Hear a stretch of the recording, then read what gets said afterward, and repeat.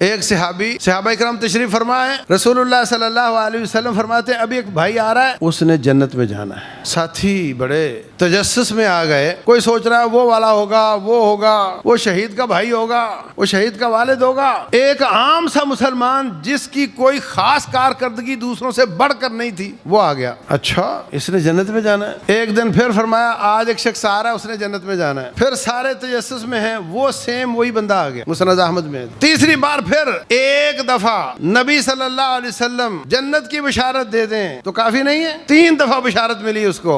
غالباً عبداللہ بن عمر بن عاص تھے، وہ ان کے پیچھے لگ گئے کہ آخر یہ کیا نیکی کرتا ہے، ہم تو پیچھے لگتے ہیں کہ اس کا برگر بڑا مزیدار ہے، یہ کیا ڈالتا ہے، اس کا کاریگر توڑو زیادہ تنخواہ دے کر، اس کا راز حاصل کرو تاکہ ہمیں دنیا مل جائے۔ ان لوگوں کو آخرت چاہیے تھی، پیچھے لگ گئے، کوئی بات سمجھ نہیں آئی۔ پھر کہتے میں آپ کے گھر رات رہنا چاہتا ہوں، بولے آ جاؤ۔ رات میں اس بندے نے روٹین کی تہجد بھی نہیں پڑھی، ساری رات سوتا رہا، صبح فجر کے وقت اٹھا۔ حیرت اور زیادہ ہو گئی کہ میں نے تو سوچا تھا رات کے اندھیرے میں کچھ کرتا ہوگا۔ پھر آخر کار اس سے پوچھ ہی لیا، بھائی اصل بات یہ ہے کہ تیرے بارے میں 3 دفعہ جنت کی بشارت ملی ہے، تو کرتا کیا ہے؟ تو کہتا ہے کرتا میں یہ ہوں کہ جب سارا دن کاروبار بھی دوسرے کام بھی کرتے کراتے کوئی رشتہ دار کو پڑوسی کوئی ایسی بات کر دے، ایسا معاملہ کر دے جو میرے دل میں برا ہو، میرے دل میں اس کے بارے میں کدورت آ جائے، نفرت آ جائے، میں رات کے وقت